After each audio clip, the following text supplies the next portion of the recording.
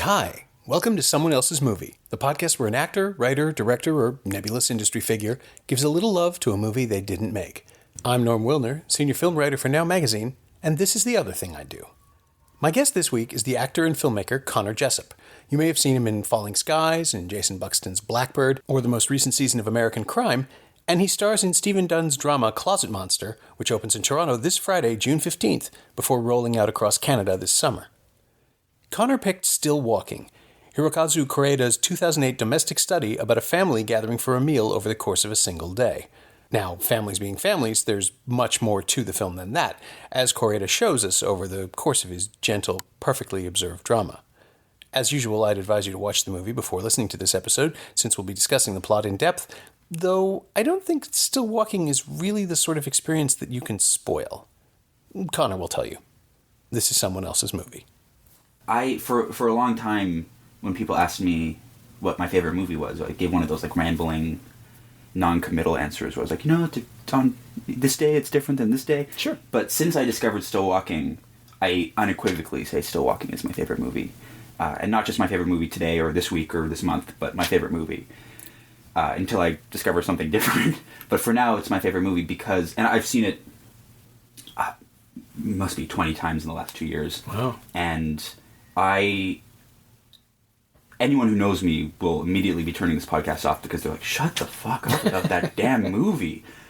I think that this movie, with the exception of the epilogue, which is unnecessary, I think this movie is as close to a perfectly made movie as I've ever seen. I think it is fascinating for so many reasons. I think its craft is impeccable. I think its storytelling is impeccable.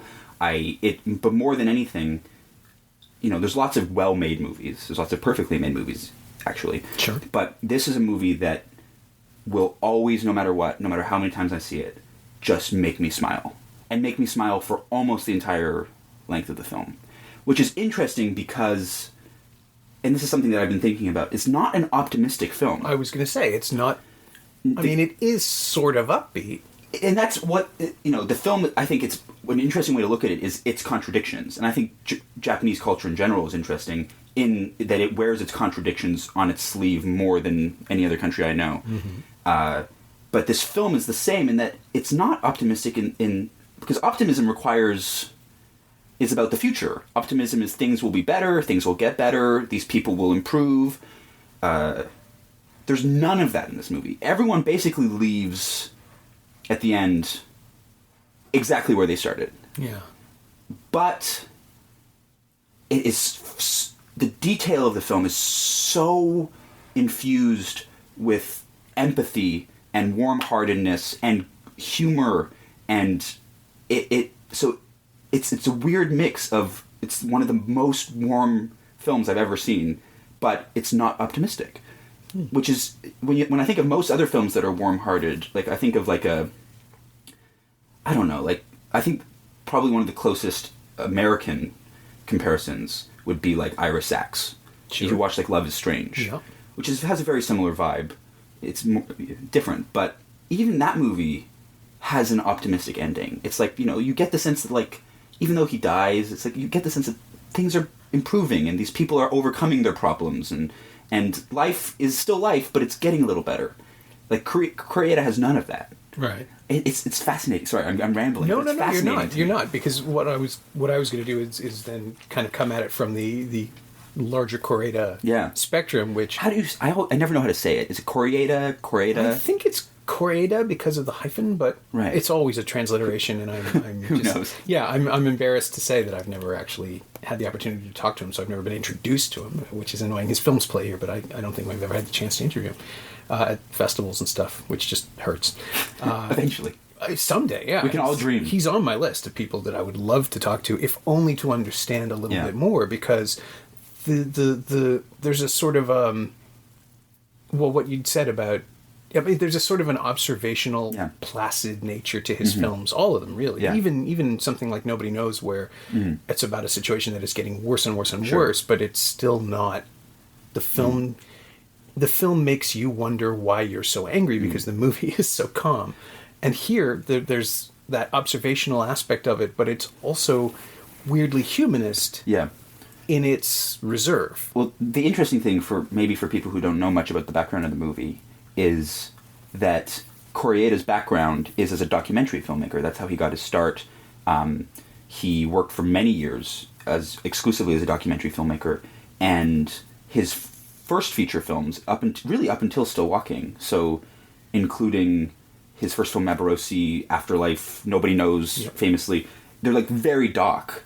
They're almost verite. Like they're handheld, they're rough. Some of them are shot in 16, and they're almost exclusively observational.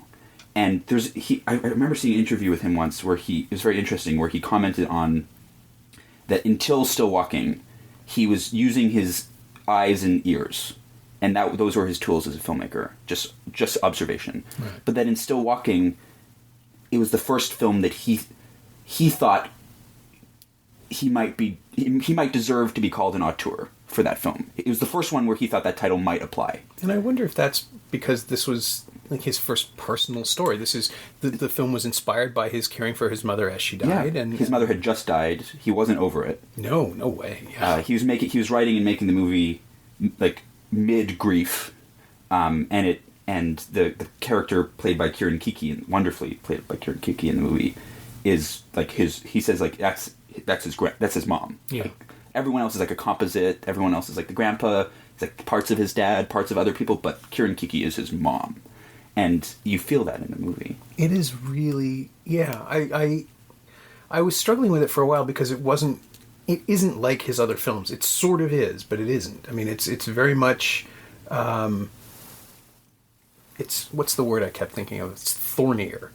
Everything has, I mean, the thing you can say about any of his films, especially Afterlife, which is all about it, but also Nobody Knows It, everything that you see has a history. Yeah. It's not just happening in the moment for the purposes of drama. This film specifically really requires you to observe and see and understand why a throwaway sentence here resonates with someone and other people misinterpret each other constantly, and we're trying to figure out if it's intentional and if it's just a general pissiness. And then if you're deep enough in it, it's like, oh, that's how family works. Yeah. That's real.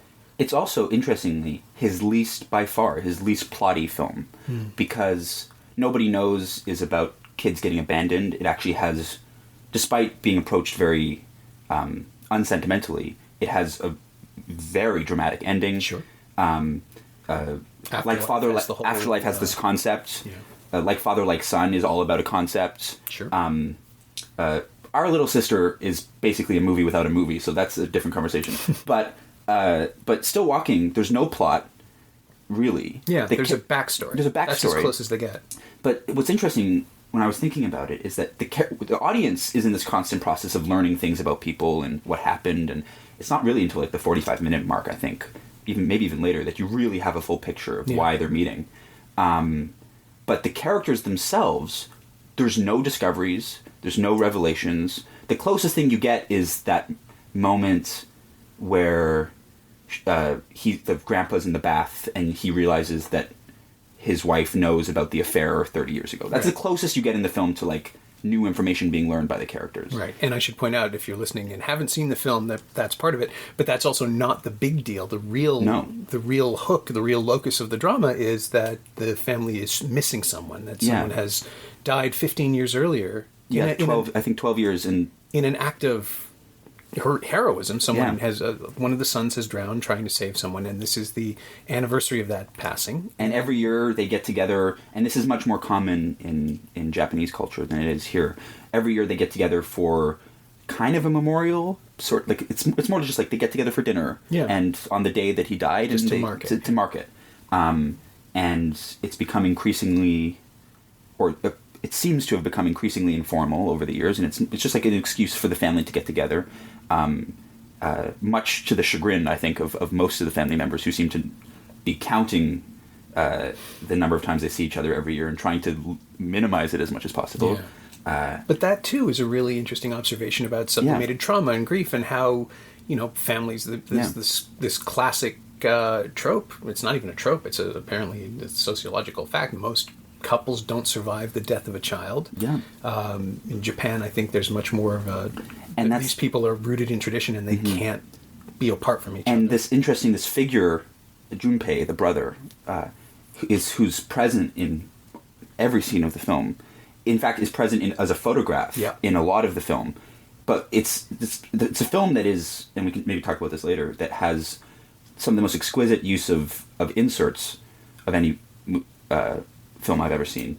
They're perfect. And despite that, we never cut to the photo of the brother. The only time we do is chopped in half to see a butterfly that's landed on top of it. It's like, so it's this presence through this photograph, but also just through his death that dominates the film. And because it's of Japanese family hierarchy, he was the eldest son. Right. He was on track to become a doctor, and the grandfather is a doctor. He was going to presumably take over the family business. Oh yeah, I think that's pretty clear in the film. Yeah. That was his expectation. So not only they're dealing with grief, but they're dealing with the I guess you could call him the main character, Ryota, played by Hiroshi Abe, who's actually a comedian. He feels, there's all these questions of insufficiency, and he has a really cold relationship with his father. It dredges up an enormous amount of very, very mundane and normal family drama that all swirls around this death. So that's the basic.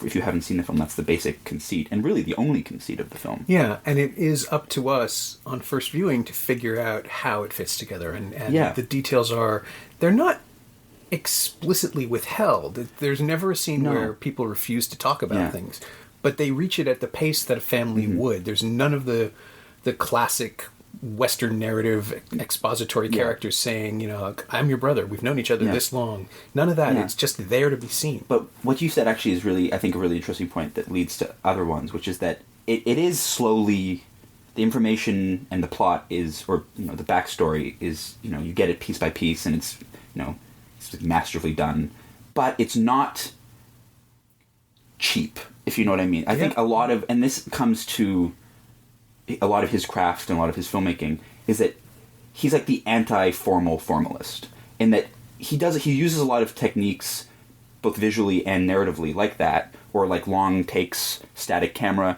that usually are associated with filmmakers like Ho Xiaoshen or Michael Haneke or Chai Ming Lang.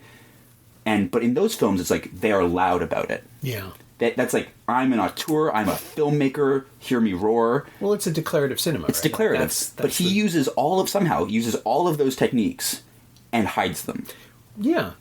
I think, and this film, like Still Walking, and even, maybe not like Father Like Son so much, maybe Our Little Sister, there's definitely a feel of Ozu. Like, it goes back to an older cinema. Which is interesting, because he actively dissociates himself from that comparison. It's weird, right? I've seen that a number of times. I think it's hard to say that his movies are, use the word thornier, which is great. Thornier than Ozu's, because Ozu's movies are thorny, but there is I think... Well, Ozu was very often very concerned with social structure in a way that I don't think Kore-eda is. It feels like he's... It's hard to say, because I guess nobody knows there's social elements in a lot of his documentaries, even like Distance and stuff like that.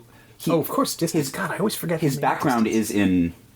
And even his docs are all about, like, he made a doc, I forget what it's called, but he made a documentary where, like, it follows two people. One of them is, like, the head of the social services in Japan, and one of them is someone who was, like, severely let down by it. So, interestingly, his background is as a social filmmaker, especially in his doc work. I always forget about Distance. Everyone does. I confuse it with Eureka so often, which is this 4-hour film with more or less the same story. Oh, cults came in a couple of years later. It's about the survivors of a cult suicide who go off on a bus trip. Yeah.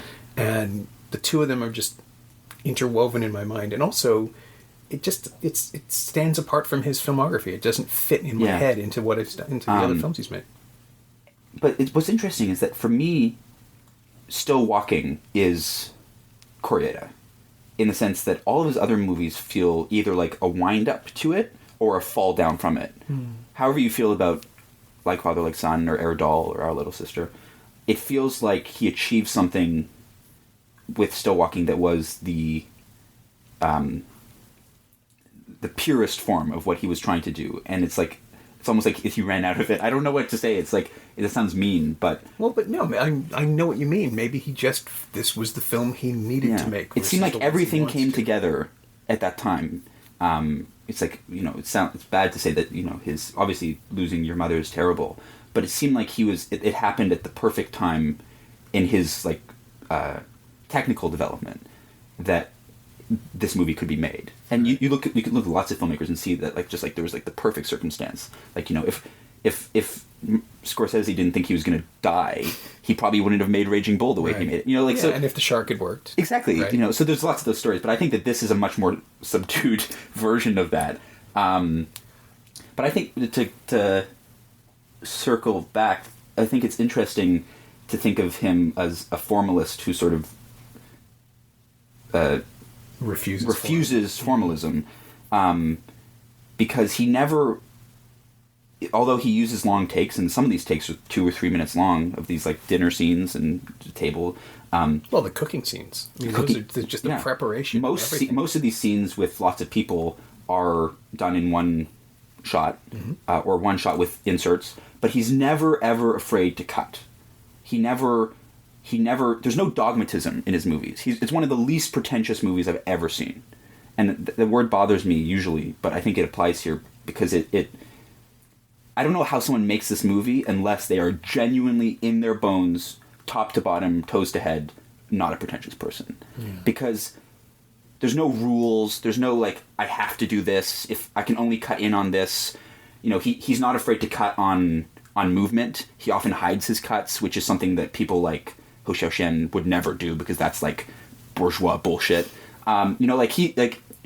He's not afraid to use traditional methods. Like it's the most fascinating blend of auteur cinema and classical technique that I've ever seen. It works unbelievably well, and it's one of the reasons why, just smiling aside, one of the reasons why I can watch this movie forever, because the craft of it is perfect, and is perfect in the quietest, least ostentatious way that I can imagine a movie being. It's something else. Yeah, it does feel. Well, it doesn't. I'm wrestling with a way to put it. It doesn't feel directed, but it feels composed. Like it's been put here for us. It's like, it's so weird because he's absent in the movie, but it's one of the most directed films I've ever seen. Yeah. It's the blocking, the act of blocking. Everyone is moving all the time. It's one of the most written films I've ever seen, and the blocking is inseparable from the writing. Everyone's always doing stuff, and not just doing stuff, but talking about what they're doing. Which, if you watch most movies where people are moving all the time, it's like the director had a scene, and showed up on the day and was like, how can we move people around while they're talking about this? Business. Just business. Yeah. As opposed to purpose. But there's never any of that in this movie. It's like everyone's always moving for a reason. One of the best examples is there's a scene where every character in the movie is in it. They're sitting around, I forget, they're like, it's before dinner, and one by one, everyone at the table gets up and leaves for a different reason, leaving Ryota and his father alone, while the kids in the background are trying to like break the piñata. Yeah. And it's all one shot. It starts with the entire group, and it ends with this like very isolated, almost confrontation between father and son. And you don't notice. Like, you don't notice that this is happening. Yeah. And it is so... Normally, if you saw that sort of device in a movie where, like, everyone gets up for a reason and leaves, and it's like, it feels so contrived. Yeah. I honestly don't know how he does it. Well, by the time it happens, by the time we realize they're alone, that scene has been prefaced with so much other bustle that I think we're just used to seeing people get up and do things. Yeah. And that's part of the presentation that I'm talking about, where it just happens, or it appears to simply exist in front of us. Yeah. Actually, this was a good point to ask this. What was your first experience of it? When did you see it? I saw it 2 years ago. There's no story behind it. It's entirely because it's his only film, unfortunately, on Criterion. And right. I think I was just like bored one day, and I was trying to pick a movie to buy, and the cover art for their release is stunningly beautiful. It's like a painting of three people walking, and it just, for some reason, the cover art grabbed me. And I like Japanese movies, so I was already sold. So I watched it knowing nothing about him, having seen none of his other movies. It was the first one of his movies I saw. That's a good introduction. And I was just stunned. It's like, it's the only time, one of the only times I can think of seeing a movie, and it's like I'd been in a room for a while, and someone had suddenly cracked open a window, and I was like, oh, that's what breeze feels like. Like, it was like the world had shifted. And that was maybe 2 years ago. Just happenstance. Just happens, total happenstance. But I guess that's how it happened, you know. I guess not always, but for me it was totally random. And which I think makes it almost more exciting, because if someone says, here's this movie, you have to watch it, or the world is telling you, like, you know, The Godfather, man. So, and of course those movies are great and they're important, but yeah, but when you find something and there's no expectation, it's just a way to spend 2 hours on a Sunday afternoon, and that is a life-changing experience. I think it's almost more special. That's great. It's, I want to ask you about something. Sure. I'm curious, because one of the things that's always been interesting to me is how the movie is simultaneous, and this comes back to like contradictions that I was talking about. It's unbelievably Japanese. It couldn't exist you could not take that movie and transplant it to North America. It wouldn't work. The family dynamics are Japanese. The architecture is Japanese. The everything about it is Japanese. The pacing alone. The pacing. Yeah, I was thinking also the heritage. You're talking about Ozu, Naruse. Like it's just like Japanese blood runs through that movie. And yet, it is maybe the most universal film that I've ever seen. It speaks to universal truths about family, about growing up, about expectation, about mainly family, but so many different aspects of family, because the main character has married a widow, and he has a stepson who's trying to come into this family. There's intergenerational dynamics over 3 generations. It contains so many fundamental truths about life, I think, no matter where you are. And I've always been, I guess the cliche is that the more detailed you are and the more specific you are, the more universal something is. Yeah. But I'm just, it fascinates me. I think that's it. I think it really is simply that some part of the brain can respond to truth. And it almost sounds too reductive. But I think that we get it. Like, sitting there watching this film, it's almost impossible to not connect to these characters. Right. And everyone, it's the rules of the game, right? You pick a different character. Every time I watch that film, someone else seems to have the best point. Right. Yeah. And that's because they're all realized humanly and as fully as possible. And everybody has their own agenda. Everybody has their own motivation. And that happens here, too. It's a film where, yes, it is his personal story. Yeah. But he's also made sure that every character exists in 3 dimensions and can come in and out. When I first asked you if you wanted to do this, one of the other things you suggested was A Brighter Summer Day. Yeah. And I totally see the connection here, because that's what Yang does as well. Yeah. His work, especially Yi, is about finding not the stress points, but the support points in families, and seeing how they respond in given the structure of Still Walking, which takes place mostly over a single day. Right, which is the other, if you haven't seen the movies, the other thing is, like, it's almost real time. Like, it's not rigorously real time. But it has to be. Like, it has to be, because you need to see this stuff boil up, and people respond to slights or to compliments or to imagined slights and compliments. You need to see that happen in front of you, and I think that's why you respond, because there's no cutting around it, there's no compression. Mm-hmm. We're getting the full experience of this family. And that's why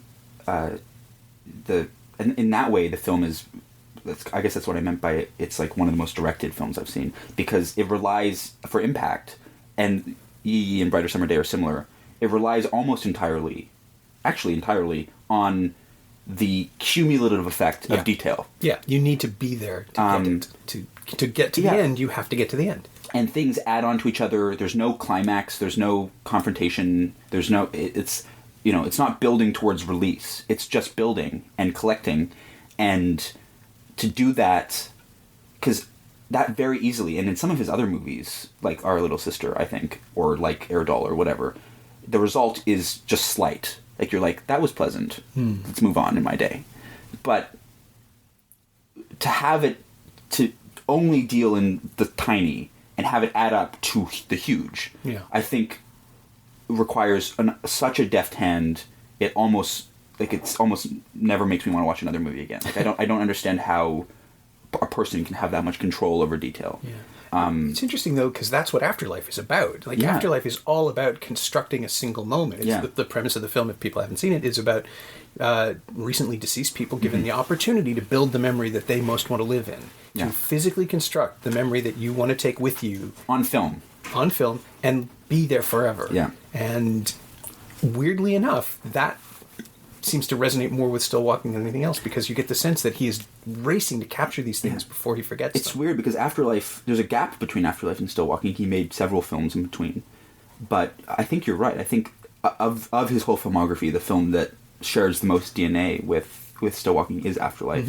But it's the abandonment of the fantastical that lets him, I think, get... Because he's finally confronted with real loss. I'm sure he'd experienced death before in his life, but when he loses his mother and he loses her in the way that he lost her, which was that she didn't die very quickly, and he nursed her apparently for most of the final months of her life, you're intimately associated with it, and suddenly this film becomes about material absence in a way that none of his other films were. And it's interesting, maybe this, because obviously Afterlife is a very fantastic film. It brings me to something else that I've always found very curious about Still Walking, which is there's one sequence that stands out from the others, and that's the scene where, and it's as close as the movie gets to an actual climax, is the scene where the butterfly comes into the house, and suddenly the movie's like handhelds, and it's the only scene where music, interestingly, is not interstitial. It's the only scene where music actually plays under a scene. And the idea is that, for background, is that earlier in the scene, it's suggested that yellow butterflies who survive the winter are the spirits of the deceased. Right. So you mentioned it earlier when they go and visit the grave, and then later in the movie at night, when they're about to go to bed, a yellow butterfly comes into the house, and the grandmother kind of chases it around and believes that it's her dead son, and it's not clear whether the other characters do or don't. They indulge her a little bit. It lands on the picture of the dead son, and it's treated by Kore-eda with almost reverential grace. Music starts to swell. It's one of the most beautiful inserts ever committed to film. There's this amazing shot where Ryota is standing next to a washcloth hanging outside, and then he exits frame, and it holds on the washcloth as it just sort of like sways in the breeze, suggesting some sort of supernatural presence. Right. So it's this very minor, but it's a shift in the otherwise completely mundane world of the film. It's always interested me. It works unbelievably well, but I don't know why. I don't know how he gets away with it. Honestly, I think it's because he's treating it... Yeah, it's hard. This is going to sound dumb, but obviously the only thing you can do in interpreting art is bring yourself to it, because that's how it works. Yeah, of course. When I was in my mid-30s, I guess, I went through the 2 years of death that everybody goes through at that point in their lives. You know, you lose all your grandparents. I'm looking forward to it. It's horrible. But it was just like wall to wall. My dog died, a younger aunt died, 3 grandparents in the space of 2 years, all of it. Just all of it. And you come out of it wanting so badly to believe that there's not, that this isn't it, that there's more. And I think that's what that scene is. That scene is him. It feels so much to me. And this was 2008, so this would have been 2 years after The Wall ended. Right. I guess the last of it was in early 2007. But I was still pretty rough. Right. And you come out of it and you want more, and you would do anything for more. And that scene to me is him dealing with that impulse and realizing that even if the movie doesn't believe it, she does, and that's okay. Like, that validates the emotion in that scene, and so it becomes fraught with the possibility.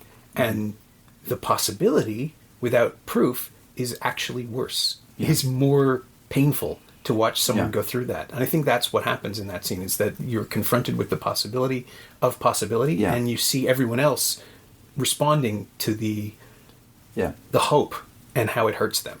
I think it's also the most transparently melancholy scene in the film. Well, it's it's peak. It's when it all comes to a head.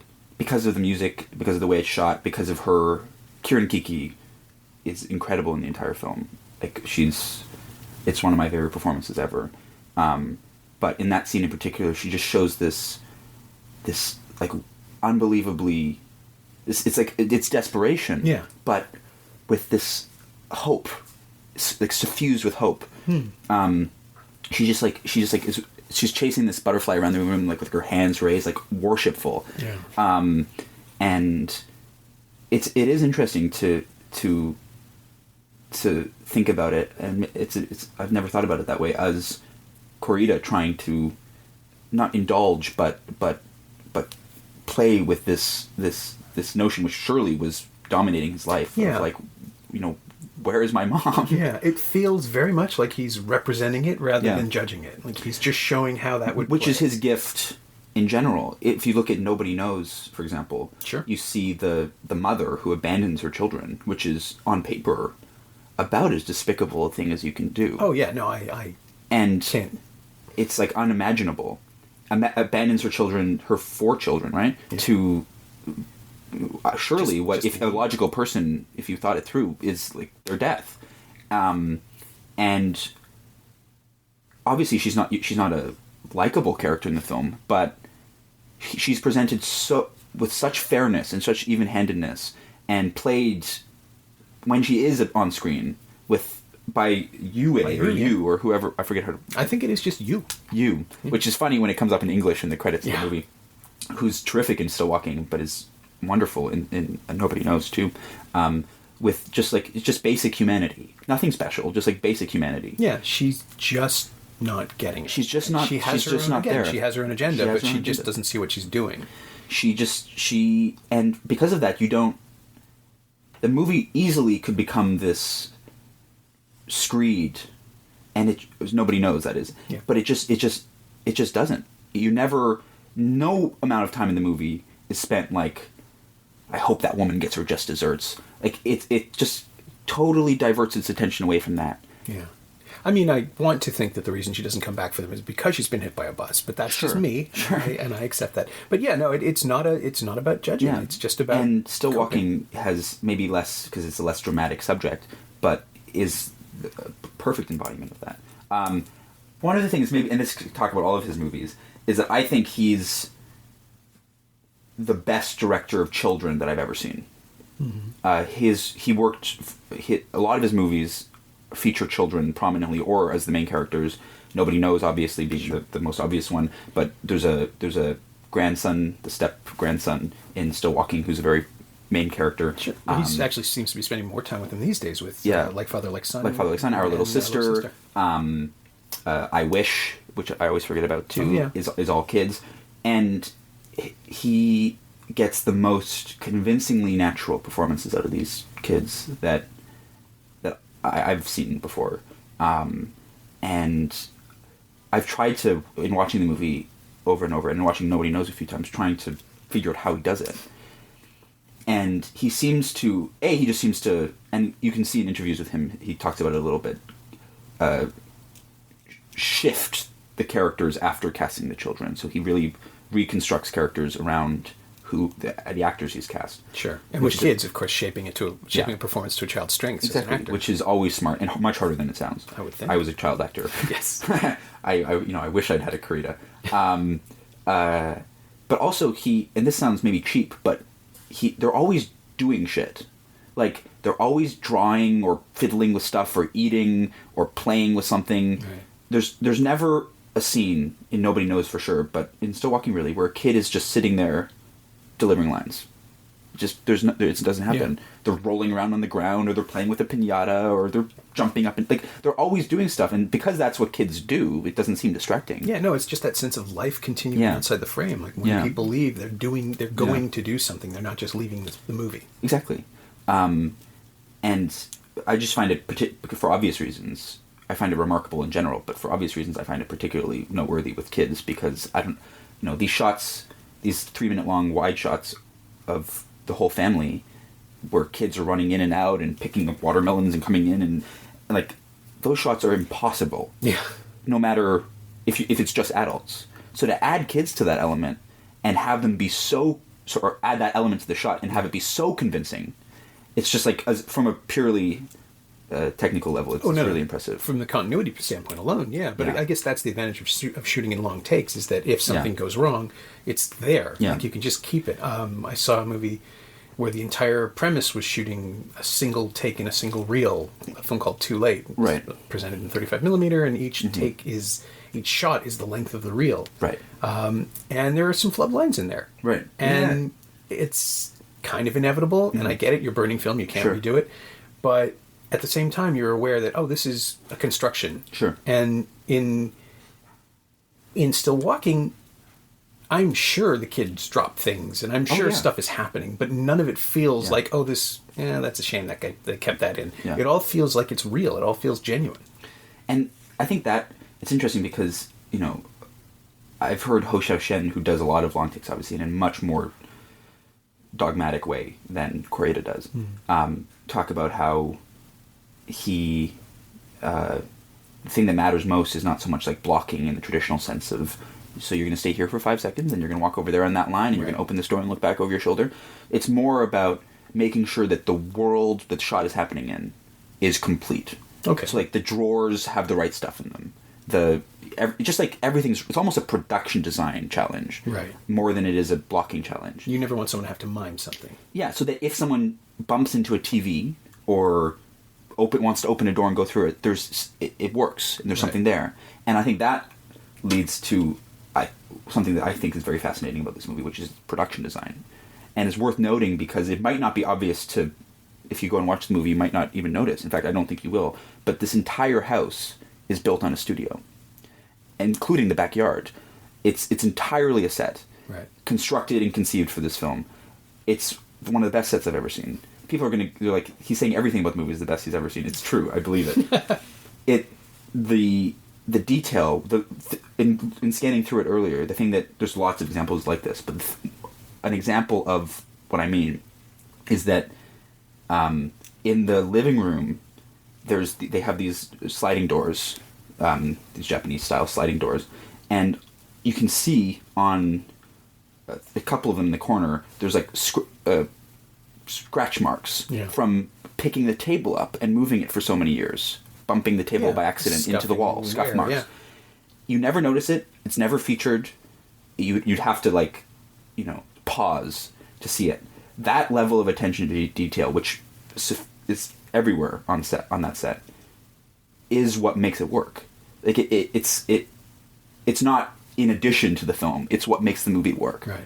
And that is what's so mind-boggling when you start to notice that stuff about it. Is that I don't know who his production designer is, and I don't know how involved he was. I imagine a lot, but the production design of the movie is like one of the quiet heroes of the film.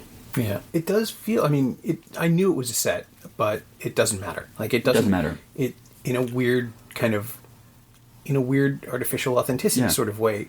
It has to be. Yeah. Like you have to construct this reality in order to. I mean, again, we come back to Afterlife is the only way to really understand something, and its value to you is to build it. Yeah. And I can see that happening completely organically. Yeah. Also, it's easier to control kids if you're in a studio set. Like you can and light and everything, and get and also Japanese houses for for people who don't know are tiny. Yeah. So this set is actually, although it feels very cluttered and very busy and full, it's much bigger than just purely square footage. Well, if you shoot this in a real house, you're going to destroy the house. Yeah. Like you're just going to put a foot through a wall. He also does shots that aren't possible physically, like the camera is places where walls surely would be. Sure. So it gives you a lot of latitude that way. But it's also, what's interesting is that normally you would think that, it's realism. It's like everything is mundane and focused on being as convincing as possible. How do you reconcile that with this set? And the light is also not super like inside the house it is, but there's like night stuff where it's like blue light and the sunlight from outside is like, they have 10Ks going in. And what's interesting is maybe it's completely semantic and it's just in my head, but to me this is a movie that crystallizes the difference between realism and naturalism. And I think that there's an important distinction. And I think this movie is natural. It's naturalistic to its core, but it's not realistic. It's the lines are just like too relevant to the thematic, or it's like too constructed. It's on a set. It's like, there's the moment with the butterfly. It's like things are just a little too built to be realistic. It's not realism, but it's perfect embodiment of naturalism. Yeah, well, it's weird. To me, it always comes down to the two different types of precision. Yeah. Where a naturalistic film can be absolutely contrived. Yeah, yeah. But delivered in such a way that it doesn't feel quite so specific about it. But with a realistic film, or with a film that insists on realism, you're being instructed that this is how it happens. This is real. And that can work. I mean, even Nobody Knows is more like that. Sure. Because it's about process, and it's about reality, and it's about the... It feels like a doc. Yeah, it's about the hard surfaces that you encounter in the world around you, or you can go the other way and pick Cassavetes as a hyper-realistic delivery of impressionistic performances. Like they're sort of framing that within a realistic world where people are just completely outsized. And you immediately think, oh, absolutely, that's how that would be. But the naturalism of Kore-eda and the way he relates to even the most fantastic premises in Afterlife, and in a weird way in Distance, because you're dealing with something with huge carnage behind it, and people carrying this stuff, is simply by saying, this is happening now, and this is how these people are processing it. And in its weird specificity about how that's how these characters are handling this, you might handle it differently, that brings them closer to me. Yeah. Because I can observe the differences and similarities and still disappear into their world. Yeah, it's... Did that make any sense? Absolute sense. It's hard to add anything to that just because I just started feeling, man. No. we're just improv jazzing now. This is my superpower. I feel the movie back in people. And that's really, all this rambling that I'm doing and you're doing, it all comes back to really the movie's strength is in its visuals, in its narrative, in its in everything, is that it's just about detail. And examples of that, maybe we haven't given enough examples and it's too abstract. It's like, a big thing in the movie is food. There's a lot of conversation about food. Yeah, well, they're there for dinner. They're there for a family. The movie opens with I think one of the best opening lines ever, which is radishes are genius. Like, that's the opening line of the film, and it fades up on her peeling a radish. The focus is on food. The focus is on their careers. Like, how's your job going? What are you working on? Oh, he pretends, or his wife pretends that he's like a painting, which is interesting. He doesn't do a usual job for a movie. He restores paintings. Right. Ryota. So but he's kind of out of work and he's not doing very well. Yeah. But he pretends that he's doing well. And he takes fake phone calls. And his wife pretends that he's restoring a Chagall and too much to his surprise. And so this is what the movie is obsessed with, and also with disagreement. And this is really something that I've been trying to... some core of this that I've been trying to use for myself, which is that if you break it down, if you take away the specifics of their conversations, almost everything follows the same rhythm, which is like someone puts a premise out there, and then someone else disagrees with it. Mm-hmm. So it's like, do you remember this time that this happened? It's like, no, that wasn't him, that was me. Or it's like, do you remember this? And it's like, no, that was... Or one of my favorite exchanges in the movie when Yu goes up to see her dad, and he's like, why does everyone call it Grandma's house? It's my work that built this house. Yeah. It's just like these little disagreements about complete minutia.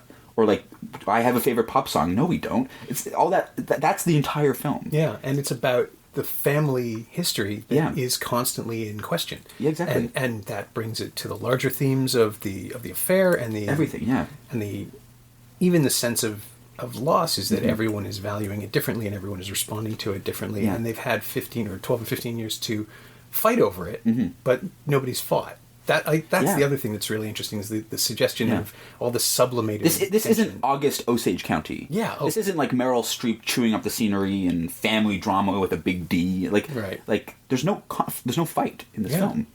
And like you said... And you get the feeling there never will be, which is never so strange. Been. And that part of that's very Japanese. Sure. But I think a lot of families are... Maybe obviously there's some families that have real fights. But, my family, for example, I think a lot of people who come from... Because this family is very middle class in Japan.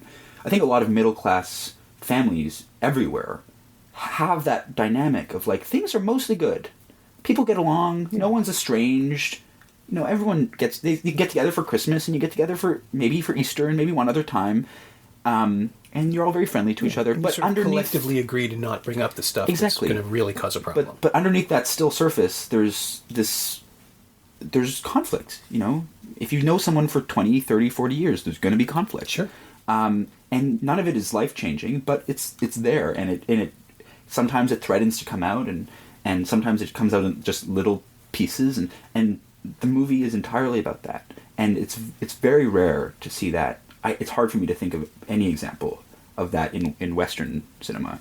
Someone like Ira Sachs would be about as close as you get. Yeah, I was trying to think about other examples, and there aren't many because they don't get made. Like those are plays. The movie the Western film that I can think of that I saw recently that most reminded me of a Kore-eda type of thing was 45 Years. Oh yeah, which very much has that but even that's more dramatic. But it builds, right? Yeah, but even that has that people are talking around something and you don't really know what they're fighting about, and it's like one little thing sets off a whole bunch of other things. Right, and that's the sort of thing that is dramatically fairly common in Western cinema, where the brother comes back, or the prodigal son surfaces. There's all these ancient buried things that come back up over family dinners.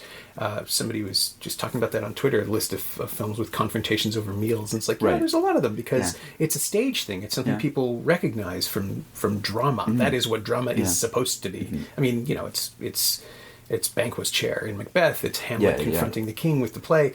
All of these things are about knowing someone well enough to hurt them. Mm-hmm. And in Still Walking doesn't have that because nobody wants to inflict any harm.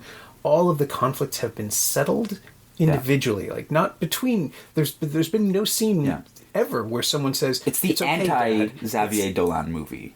Well, I wasn't going to bring him up, but sure, it's the opposite. It's like if you took every element and just flipped it, that's what you would get. There is simply no need for a scene. Like you just, and in both senses of the term, you don't have to make a scene and you don't have to show the scene.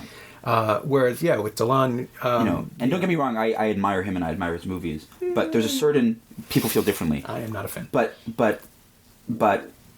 there's a certain easy, and I think he does it very well, and he has a level of technical skill that is astounding to me, but when you have people shouting at each other, and a lot of movies do that, it's inherently cinematic. Like, that will look interesting. Sure, but you have to stop after 5 minutes. You have to call cut. Sure. You have to do something else.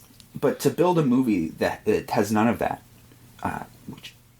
and have it have the same, I think, much more profound level of emotional impact is what Still Walking is. I think so, yeah. And I wish what more movies were. It's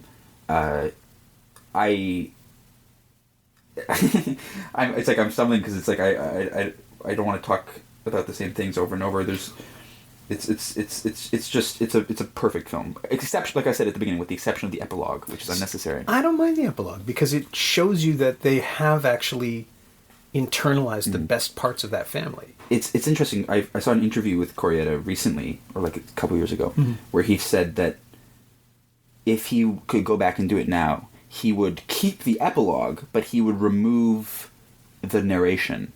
Oh, okay. Because as they're walking up the stairs, not to spoil anything, it's a break in the form of the movie, and Ryota comes in and he says, we never did go to that football or that soccer game, and I remembered the name of the sumo wrestler, and she did, but it's like we never talked about that again. And 2 years later he died, and a year after that she died, and it's like closing things up. So he says that now his perfect ending. So they'd just be coming up. His perfect ending, it actually would get rid of most of the epilogue too, now I'm remembering. Okay. His perfect ending would be they walk up the stairs, they disappear from frame, cut to Junpei's grave, empty, as a suggestion that the parents would probably die soon, and that they would come back and visit, which I think would have been the perfect ending. Unfortunately, now they do this weird thing that I think it's distracting, where they go into the future, and like the son is like a teenager now, and they have a daughter, and they're visiting their parents' graves, and it's just like it feels unnecessarily resolved. So too much clarity. Too much clarity, I think, for what the movie is. It's handled it's done very well, and it's done in the style of the movie, and it's very elegant, and it's so it's not, it doesn't detract from the movie. It's just unnecessary, I think. I wonder if he needed it. I mean, having might be the case. Like having just made this movie, coming out of this loss, because you, like I was saying about the 2-year period, you're a different person. Yeah. When that's going on, I wonder if that was the way he could get out of it. I think that's probably really likely home by having that scene. Yeah. I think it's probably likely. Although he has a problem with endings. His endings are never the strength of his... Other than Afterlife, which is perfect, you're right, yeah. The ending of Afterlife is perfect. Yeah, because it's the only way that film can end. But nobody knows. It's just like they have the... Well, it fades out the way it has to. Like, it just has to drift away from the story. Yeah, but there's like drifts, 2 endings. There's like 2 or 3 endings in it. Yeah. And I forget how some of his other movies end, but none of them took me as being particularly... I think the problem is when you're telling a movie... When you're making a movie that is so... kind of diffuse in a way. It's like it's not building towards anything. There's no climax and then follow the characters. So you're sort of, it's hard to close it out. And most of his movies do end with the sensation that the story will continue. It's just, we're not going to be there for it. Yeah. What's interesting is, and I know I've started like almost every point by saying that, but I think it's true, is his feeling about the movie. And I only know this from interviews that I've seen, and people kind of bullshit for interviews sometimes. I don't know if you know that. Oh, well. But he says that of all of his films, this is the one that he's now the most detached from. And that it's the one that he almost, I'm paraphrasing, but it's pretty much what he said, that this is the film of his that he can sit down and watch the most like an audience member might watch it. That's what he claims. Which is interesting, obviously, in contrast to the fact that, as we've just said, it's his most personal film. And I think those things I think they're connected. Like it's almost like you pour so much of yourself into it, and it's so personal that when it's done, it's like cut off and pushed away. Someone else must have done that. Yeah. Like it's not about disassociation, but certainly the phrase, leave it on the floor. Yeah. Exactly. That comes to mind. I do think that there's a purgative quality to the movie, which again implies violence or some sort of intensity, and it doesn't have that because that's just not who he is. Yeah. But it feels personal and alive and animated in a way that just tells me he needed to make it rather than he wanted to. It's also worth noting that he's his own editor, which is very rare. It's pretty rare, yeah. I mean, there's like the Coens and Sales and... Yeah. And not his own editor, like, with someone. Like, he edited the movie. Like, he sat at a computer and cut the movie. And... Which... When you look at on paper, it's this, like, immensely personal film made by a single individual, top to bottom, written, directed, edited, produced by Kore-eda. But... So it fits every definition of the, like, big personal film subheading. Oh yeah, no, but it just doesn't feel like that. It just doesn't it doesn't have that, because normally that's associated with a certain level of indulgence, and there's none of it. And he's been his own editor on all of his movies, so it's not like this one's different. But I find his complete control and complete oversight paired with his complete invisibility to be incredible. I know we touched on that already, but I think that's what is most fascinating to me about the movie. It's funny, that's something I think about Sales as well. Yeah. Like in the humanism and simple interest in people. Yeah. That he very rarely does anything declarative as a filmmaker, like the Pans in Lone Star, maybe. And some of the jokes in Brother from Another Planet. But that's just not where his mind is. And Kore-eda seems to line up there for me with Sales as somebody who really just is a behaviorist. He wants to see how people will function. And in this case... He knows because he's been there, and that's what infuses it. It's also worth noting that it's a very funny movie. Yeah, it is. Like, I laugh a lot when I watch it. In a really subtle, kind of dry observation. It's not knee slapping, but it's funny. Like, people are they make jokes, and they make unintentional jokes, and they look like idiots. And there's kind of like little bits of even like slapstick comedy. Like it's a funny movie, and that's part of why I smile when I watch it the whole time. Humanism aside, it's just like a funny and enjoyable film to watch, and very watchable. Like very, I don't think you have to. This isn't like what's the South by Southwest, the Hoshoshin. It's not like you're like Goodbye South Goodbye. Goodbye South Goodbye, where you're like sitting in for like a slog, and you're like it's like an accomplishment to finish it. This is a very, very edible film. Sure. I think. Maybe I'm wrong. No, I mean... It has a pace to it. It's deliberate. It doesn't feel like work. It doesn't feel like you're being committed to it, or that you have to commit. It happens. It's happening for you. How do you feel about his more recent movies?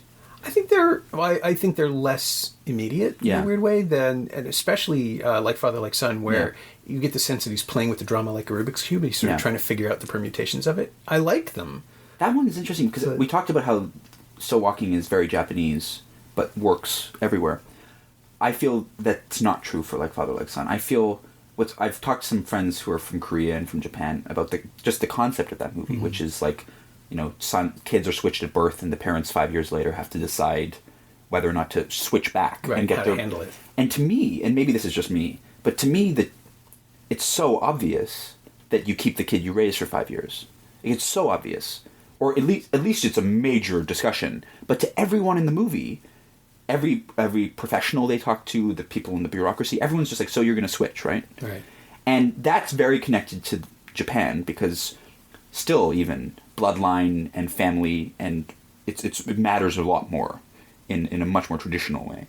And so for me, the movie never succeeded personally for me because it never bridged that gap. Okay. I never understood, like I could never empathize with the conflict fully. That's interesting. In a way that, so I think it lost me in its Japanese-ness, whereas this clearly did not. Right. And this is, in a way, more Japanese in that it's entirely immersed in that family culture. And this is minor quibbles, but I think his visuals have gone downhill since he worked with he's been working with a different DP since Still Walking, and he does this like floating camera, like Panasonic commercial bullshit. I was going to say, the thing that he's doing now, and he does a lot of it in Our Little Sister, is the gliding observational thing. It's just like everything's always lateral. It's just like the camera's not moving towards anything, but just like gliding softly, right or left. It's that weird School of Gump thing, that Robert Zemeckis trick that I think he did invent it, or at least in terms of mainstreaming narrative, he brought it up. It's in Contact, it's even in Death Becomes Her a little bit,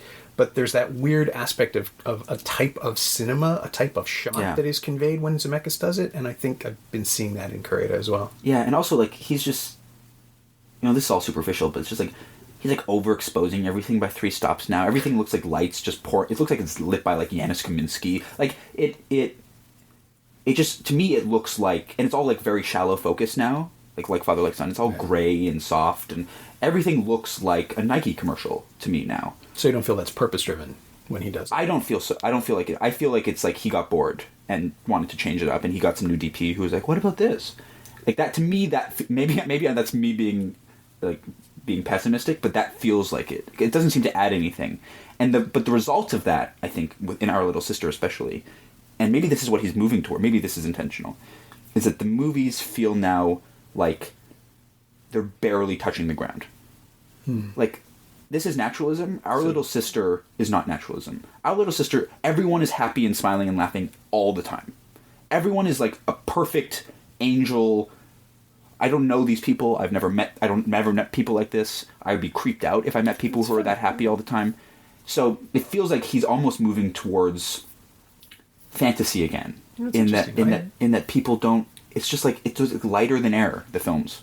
See, I haven't seen Our Little Sister since the fall, so it's almost been a year. Me too. I saw it at TIFF. Yeah, and I have a memory of it being about people who are trying very hard to be happy or to pretend to be happy while dealing with these huge upheavals in their lives. So, in my mind, there was way more tension in my memory of the film. Maybe I just can never forgive him for not just keep on making Still Walking, but. That is a thing that happens.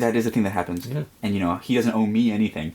But you've had the high. Like, you want that again. But I totally get that. And a lot of it's visual for me, but I think you're right. I think that's probably the idea, is that it's people like trying to put on a face.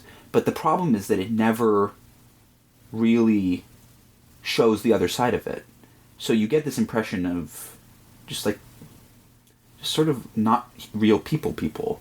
And because of that style, because everything's gliding and everything's bright and happy and everything's soft, it's like a perfect world. Was the impression I got. And maybe he's going for some like new sort of formalism that I'm just not comfortable with. But it just doesn't seem... They're still beautiful movies, don't get me wrong. And I would still rather watch them than the vast majority of movies made. Sure. But they just don't have the same impact.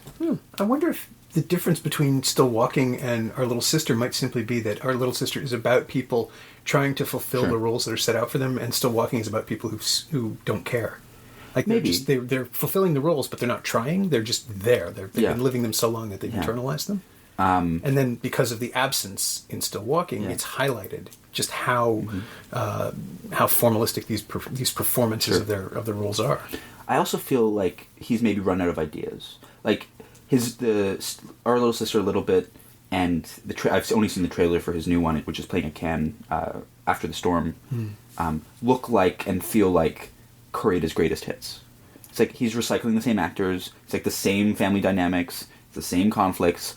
There's always a little bit of a different... And, it's hard to hold it against him because, literally that's what Ozu did his entire career, was just make the same movie over and over again. Sure. But it just feels a little like spinning wheels to me, watching. But he's forgiven forever. He can make whatever he wants. He can make Batman versus Superman, and he'll still be one of the greatest filmmakers, in my opinion, just because of this one movie. I would rather he not do that, but yes, I agree. I would love to see Batman versus Superman directed by Kore-eda. I think it would be fascinating. I think it would just... I fear that he would be ground down by the machine the same way everybody else... I mean, that's not true. Zack Snyder's clearly made the movie he wanted to make.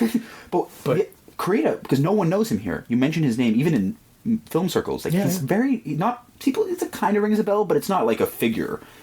In Japan, just as a piece of trivia, he is huge. Yeah, well, he's a star. He's a star. He's a superstar. He's one of the 2 or 3 filmmakers in Japan who can get whatever movie he wants made, who can shoot on film, one of the few people who still does.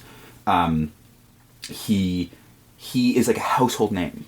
Like, I was just in Japan, and you talk to anyone, and they're like, oh, yeah, I love Like Father. Like, it's like, do you think it's working against him? Like, is that level of access and green light ability making him... And it's only recent, because Still Walking was not a hit. Still Walking did fine in Japan, and it made its money back. But his last few, like Father Like Son, Our Little Sister, and now his new one, are like legitimate hits. Okay. Like huge box office, like he's one of the few filmmakers in Japan who makes a living. He doesn't direct commercials. He doesn't teach. He doesn't teach. Maybe he teaches a little bit, but as a hobby. But he can make a living and live entirely as a filmmaker, which is incredibly rare anywhere. Sure. But in Japan, super rare. So he's in a weird place, because if someone who made those kind of movies here, you'd never be in that position, which I think is a compliment towards Japan. That the market is there for those. That the market is there for those, and that people show up, and that he makes $50 million on Like Father Like Son. I think it was something like that, in a country of 120 million. It's insane. Yeah. And it's great. Like, I hope he can keep making movies forever. But I think it has had an effect on his... He's also adapting stuff more, like Our Little Sister and After the Storm, I think, are based on manga. Yeah. So maybe I'm just drawing... It's like a confirmation bias. Maybe I'm drawing unearned conclusions. But I have to think that it has some effect. I wouldn't be surprised. I mean, it must... Like, if the work gets easier, it gets easier. Like, that's just how it goes. If you're not... And certainly, again, Still Walking is the work of a guy who's pushing himself through a crucible. He's making that happen, as opposed to things that are just coming to him. How amazing is it that someone who pushed himself through a crucible could make a film as peaceable as Still Walking? Yeah. Like, I think Kore-eda is someone that I just want to know personally. It's like, I feel that way when I watch Miyazaki's movies. I feel that way when I watch Apachipong, Where Seth Nichols' movies. It's just like, this is someone like who I just think is going to be a friendly dude. Yeah. Maybe I'm wrong. But that's... Miyazaki was a dick. Miyazaki was a dick. But that was really disappointing. It was really, really disappointing. He was... But when you saw that documentary... No, I interviewed him. I met him. He came through TIFF for Princess Mononoke, and he was mean to his translator, and it's just like, dude, you don't have to do that. Yeah. Maybe Miyazaki was stupid to throw in there, but no, but you know what I mean. It's somebody whose whose worldview you attach to. Yeah. So that's actually more. That's more what I meant. It was less about someone being nice. But you want them to be. Yeah, like, you want them to be nice. Worthy of your love. Yeah, like, that's how it works all the time. Yeah, but it's like when I saw Cemetery of Splendor, you walk out of those movies and you're like, there's no way the person who made this movie. There's no way I wouldn't like the person who made this movie, and whether that's an illusion or not, doesn't matter. Yeah. It's a feel that the movie gives. Well, yeah, you're responding to the, like, energy is probably the wrong word, but the signature of the filmmaker. Yeah. You're getting what they want you to get. And generally, people, I mean, unless they're tyrants who were raised by wolves, with only a DVD of Transformers 2, they're gonna be people who want to share, because that's why they got into storytelling in the first place. I'm sure Kore-eda would be interesting to talk to, because he's an interesting filmmaker. Like, he clearly thinks about the world and his place in it and how people function. And, odds are there are fewer Miyazakis than there are Kore-edas or Joe. Apichatpongs. I always mispronounce his name, so I go with Joe is easier. And he's lovely. I've interviewed him a couple of times, and he's a genuine human person who wants to make art that he doesn't fully understand to make the art. That's what I love. I love the idea of a filmmaker trying to answer questions through his work. Or, in the case of Still Walking, saying, this happened, and this is how I feel about it, so I'm going to make it happen to different people. And I also think it's something that I've been trying to come to terms with in my own work, is that I think earnestness, whether you want to call it that or not, I will for the sake of this. Sure. Earnestness is, I think, often unjustly vilified in Western, not just cinema, but in Western art and culture in general. There's this enormous, if you look at the Toronto film scene now, as an example, there's some very good movies, some very bad movies, but there's this, like, strange aversion to earnestness. And maybe the ugly remnant, is this where we are? The ugly remnants of mumblecore or whatever it's just like, sometimes being nice and friendly and making movies that people want to watch and that make people happy to watch. And I don't mean like crowd pleasers like Slumdog Millionaire, like people are cheering. Right. But just like movies that are okay with stuff. I wish people made more of them. So as opposed to like a more cynical worldview, or a more cynical worldview, a more cynical execution. People are just obsessed with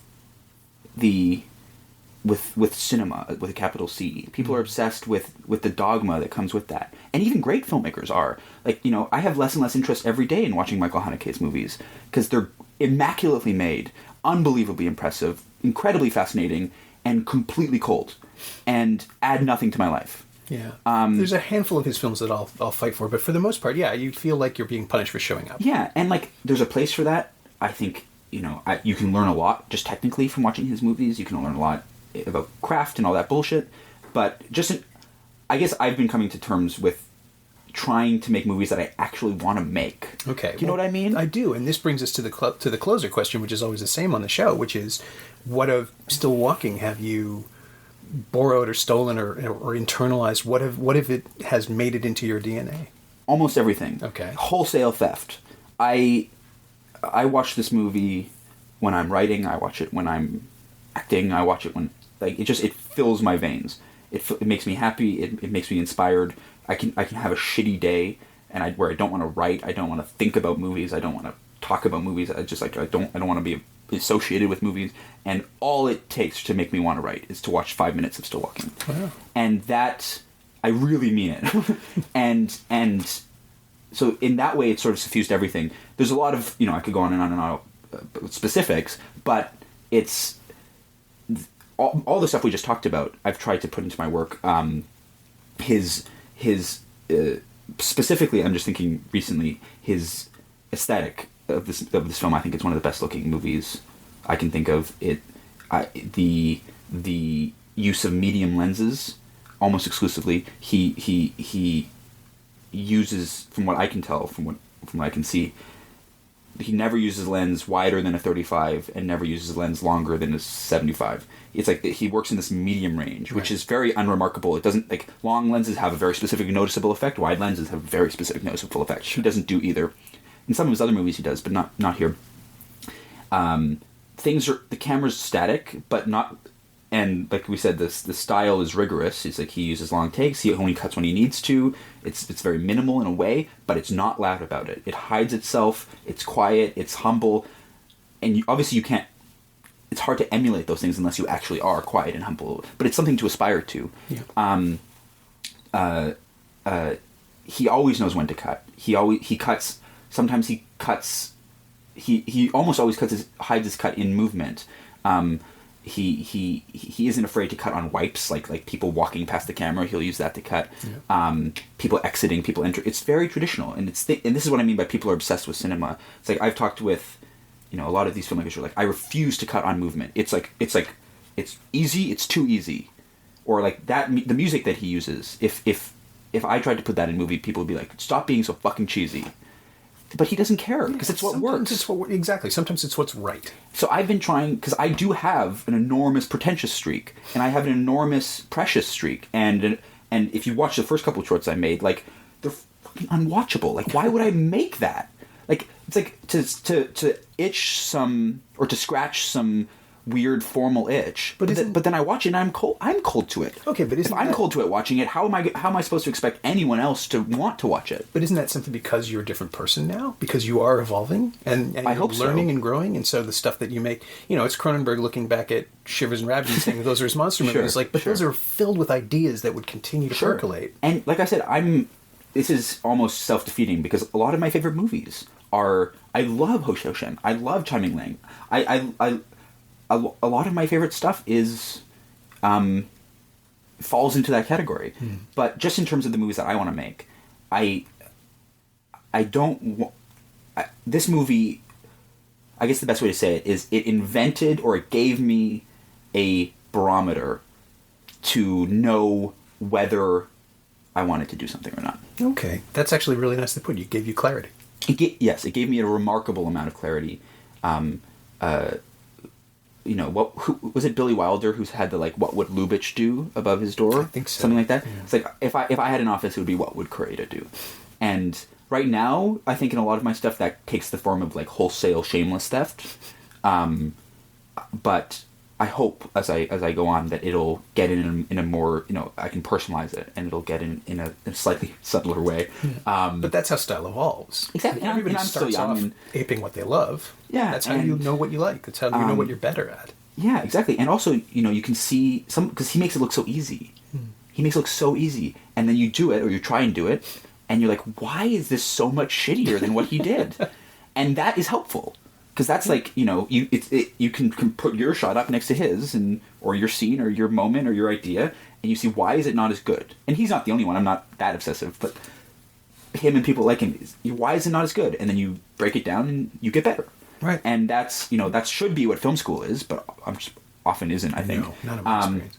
Well, this is a theory of Kate's, is that failure is incredibly instructive. My wife believes that the only thing that you should do is learn to fail better. And, you get better at it. Yeah. And she has this whole thing about, she teaches knitting classes where she explains to people that you don't learn something right away. Because the thing you forget when you're a kid is that you fail all the time. And then you figure out what works. And that's how you learn. Yeah. I fixed a toilet yesterday. It took 3 attempts, but I did it. Yeah. And that's life. And, it's a good note to end on, because his characters are always failing. And it's not even like they're trying to get better, but they're just kind of just naturally getting better, because that's what failure does to you. But they're failing gracefully, and he treats it, maybe they're not failing gracefully, but their failure is treated with grace, and treated with warmth and generosity of spirit. And that's what makes his movies so watchable, and that's what makes me love them, and love him, even though I don't know him.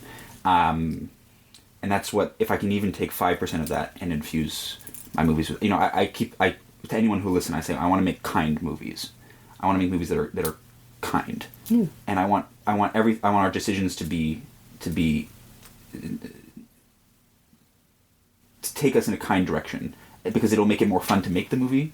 It'll make it more fun to watch the movie, and even if it fails, it'll make it, at least if that doesn't work, or that shot doesn't work, or that actor wasn't as good as I hoped it was, or that blocking didn't come the way it was in my mind. If there's a spirit running through it, if there's a kindness running through it all, then people will forgive you. It's why you forgive the epilogue, because it doesn't work. Let's be honest, it doesn't work at all. But you forgive it because it's coming from like there's the same spirit that runs through the whole movie in the epilogue, and it gives you permission, which is why sometimes you can watch The Tribe, which is like technically incredible. I have no patience or time for that movie. I was a big fan.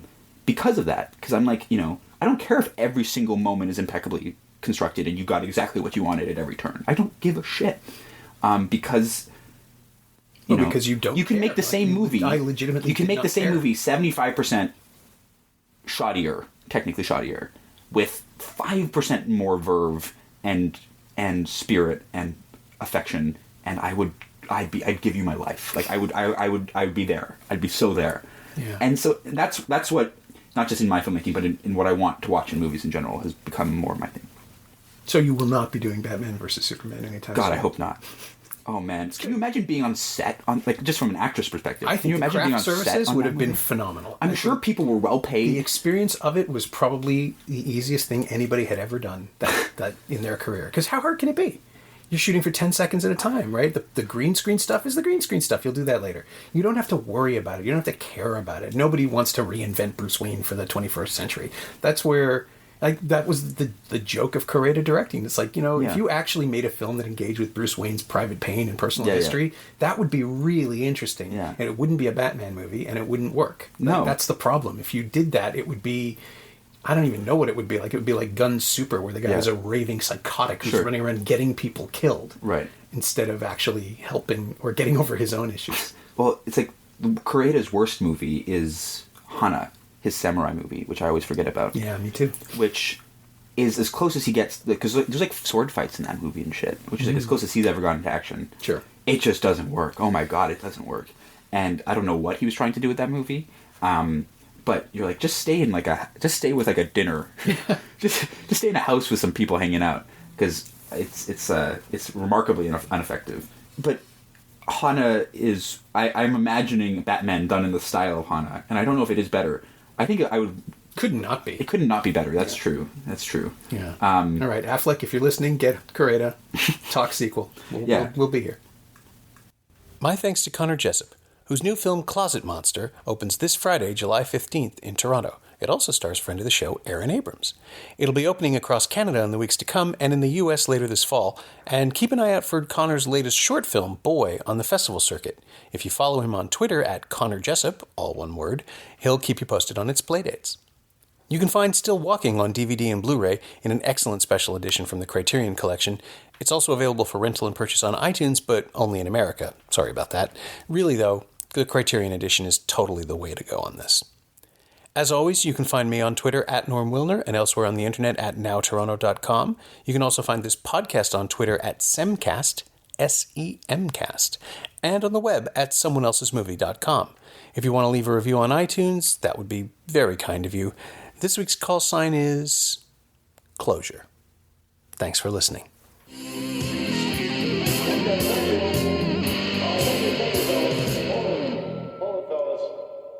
I'm afraid you're just too darn loud.